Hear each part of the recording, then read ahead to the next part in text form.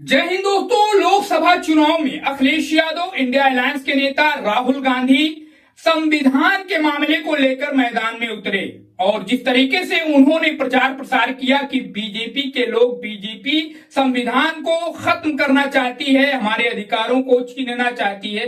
दोस्तों, ये मुद्दा, ये बातें जन जन तक पहुंची और इसका असर उत्तर प्रदेश में आपने देखा कि बीजेपी चारों खाने चित हुई और उसकी जो सीटों की संख्या दिखाई जा रही थी ओपिनियन पोल और सर्वे में, वो जमीन पर आकर धड़ाम हो गई। समाजवादी पार्टी सबसे बड़ी पार्टी बनकर उत्तर प्रदेश में उभरी। लेकिन दोस्तों, अब और ऐसे कई मुद्दे हैं जिनको उठाकर इंडिया अलायंस और इंडिया अलायंस के नेता बीजेपी को जो प्रदेश के चुनाव होने वाले हैं आने वाले कुछ वर्षों में, उसमें घेरने की कोशिश की जा रही है। खासकर उत्तर प्रदेश की बात कर ली जाए दोस्तों, जिसमें अखिलेश यादव और समाजवादी पार्टी मुख्य विपक्षी पार्टी की भूमिका में है और ये लगातार बीजेपी को कई मुद्दों पर घेरने की कोशिश कर रहे हैं। एक बात तो मैंने आपको पहले बता दी, संविधान के मुद्दे को उन्होंने उठाया उत्तर प्रदेश में और उसमें वो सफल भी रहे।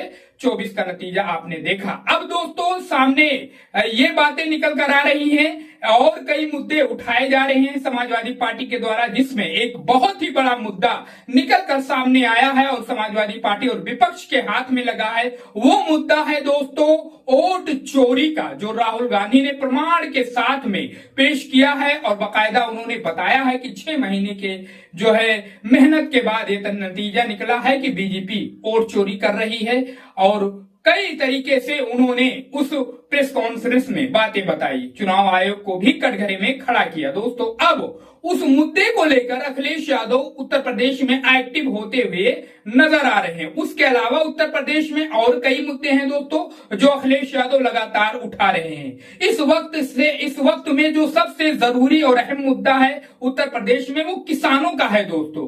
किसान इस वक्त यूरिया के लिए दर दर की ठोकरें खा रहे हैं। लगातार जो है उनको प्रताड़ित किया जा रहा है, वो लगातार लाइनों में खड़े हो रहे हैं यूरिया खाद के लिए। दोस्तों, इतनी किल्लत है अपने उत्तर प्रदेश में। हम आपको कुछ तस्वीरें दिखाने की कोशिश कर रहे हैं, उसके हिसाब से आप समझ सकते हैं कि उत्तर प्रदेश में इस वक्त किसानों का क्या हाल है, जिन्होंने धान की रोपाई की है और पहले खाद की उन्हें बहुत ही सख्त जरूरत है। इसके अलावा एक और खाद लगेगा दोस्तों उत्तर प्रदेश में जो धान की रोपाई हुई है, लेकिन दोस्तों खाद इतनी किल्लत है उसको दोस्तों कि जिसका कोई हद ही नहीं। हाँ, इसमें रसूखदारों को बाकायदा उनके घर तक खाद मिल रहा है और उन्हें पहुंच भी रहा, उनके खेतों में लग भी रहा है। जो पावरदार हैं, पावरफुल हैं, बड़े बड़े लोगों से जिनकी पहचान है उनको मिल रहा है, लेकिन जो गरीब किसान है दोस्तों वो कुचला जा रहा है, लाठियां खा रहा है, लाठी तोड़े जा रहे हैं उनके पीठों पर। दोस्तों, हम आपको पूरी तरीके से